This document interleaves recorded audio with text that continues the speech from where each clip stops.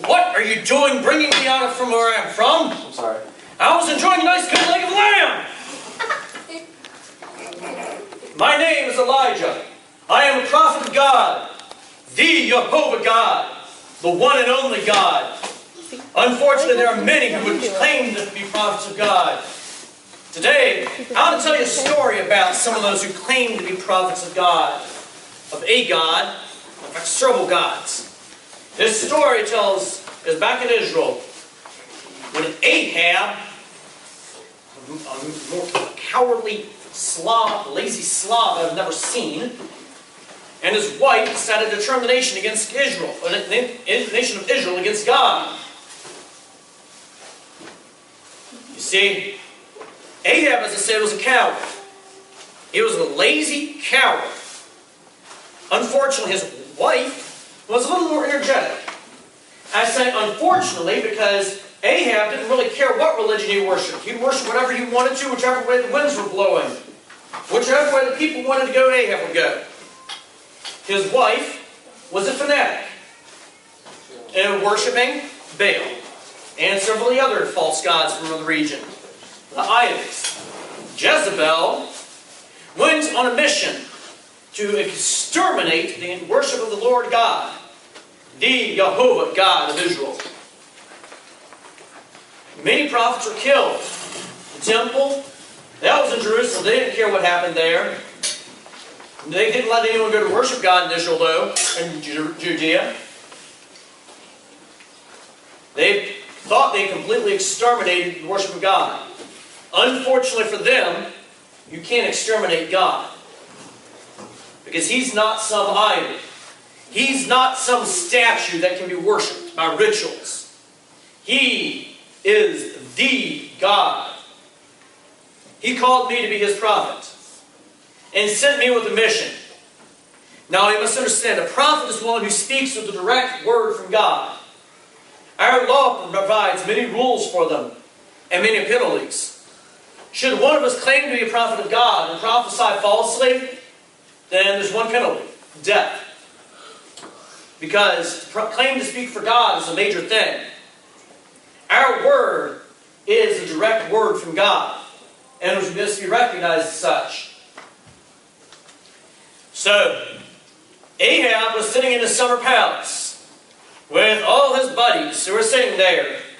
When I came in, I just walked right in. Walked right up to where Ahab was.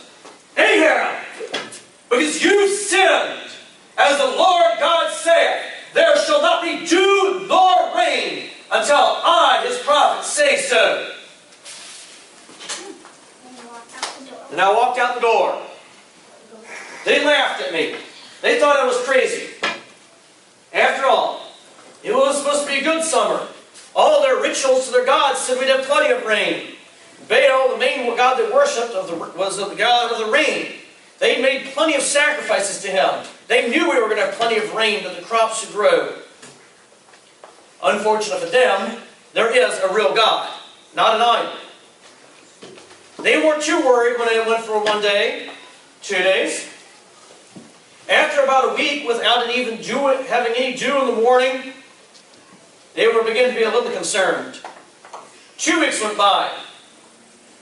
No rain whatsoever. Crops are starting to dry up. Grass is starting to die because the grass needs rain to grow.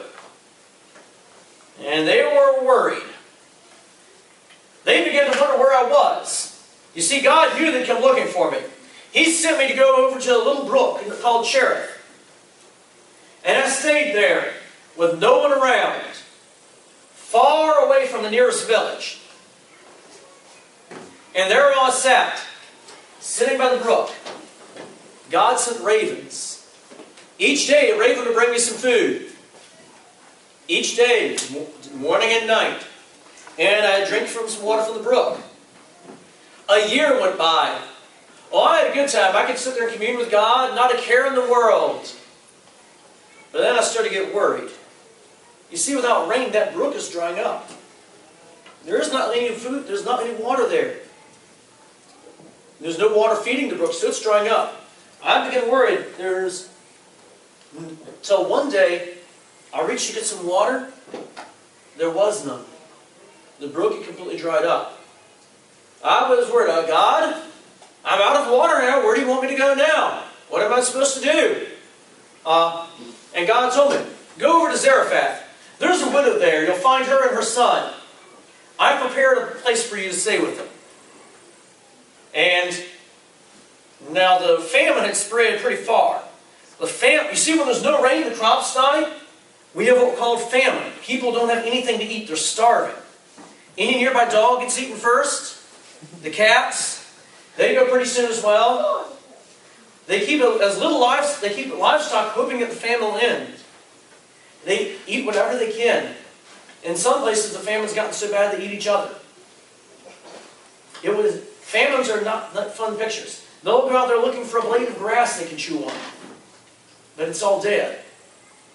I come to the town of Zarephath and come across this widow woman. This old lady, she's out in the yard picking up sticks. She's got a son with her. And she said, and I tell her, hey, could you give me something to eat? Just a little bit of bread? I'm a little hungry. I've been traveling for a while. Mister, I'd gladly fix you something, but my son and I, are out of food. All I have is just a little handful of corn flour and just few tiny drops of oil. And I'm going to mix the oil with the bread and make a little bit of just one more cake. And my son and I are going to eat that cake, and then we're going to die of starvation because there'll be no food left for us. Ma'am, God sent me with a message to you. He told me to tell you that if you'll get me that food, your bread won't dry up. Your oil won't dry up. Your flour won't run out until it's time for me to go. That as long as I'm with you, you'll have food to eat. And this lady was one of the few remaining who believed in God. Unfortunately, there aren't many in Israel left. But this lady believed that there was in the God and His prophets. So she went and did as I asked and fixed me a little bit of food. And I stayed with her. For just over a year and a half, I stayed with her.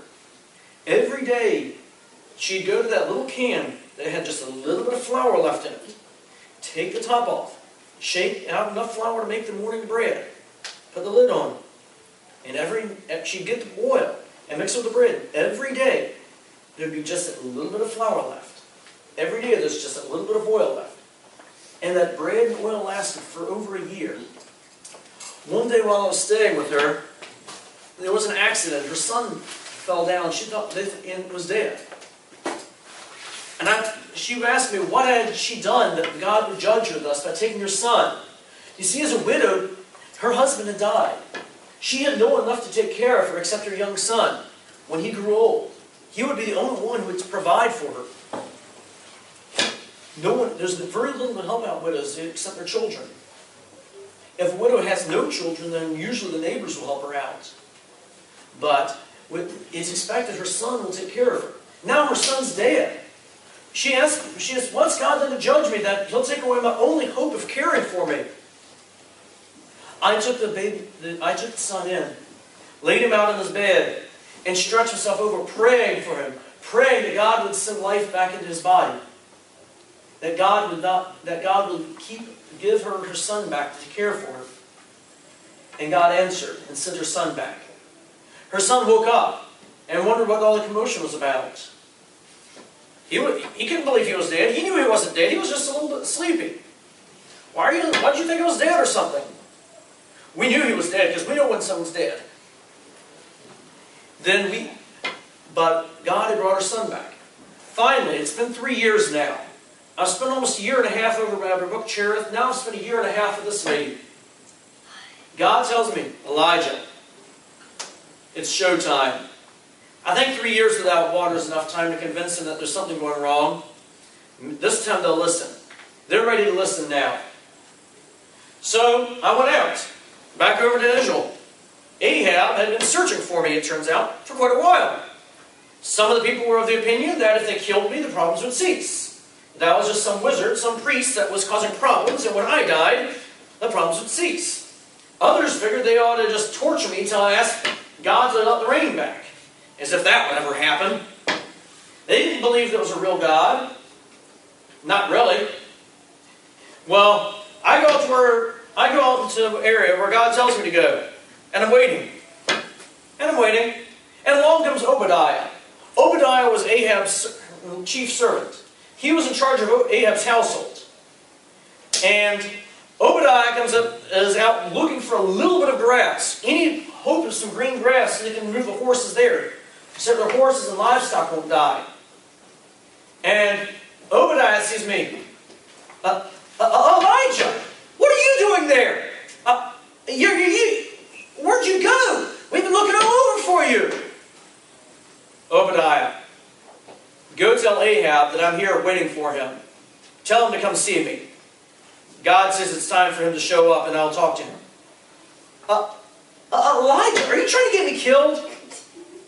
Look, I am a faithful servant of God. I know when the last one's left, when Jezebel started persecuting all the prophets of God, I took 100 of them and hid them in 2 caves. I've been feeding them this whole time. And now you're trying to get me killed? Elijah, I know good and well that when you tell me, when I go to get Ahab and he comes here, God's going to have called you off on some other venture. Obadiah, just go get Ahab. I'll be here. Don't worry. As you say, Elijah, okay. But my life's in your hand. My blood's on you now. I'm warning you. Ahab went to get Elijah. Or Obadiah went and got Ahab. Ahab, with all his servants, comes out to meet me where I'm just still sitting there. Oh, nice of you to show up, Ahab. Took you long enough to get here. Ahab, God sent me with a message. It's almost time for the rain to come back. But before he's going to send the rain back, he wants a showdown. Tell all of Israel to gather at Mount Carmel, nearby mountaintop, pretty close by. Tell all of Israel to gather there. Shouldn't take him too. Give him 2 weeks. That'll give him enough time to get there.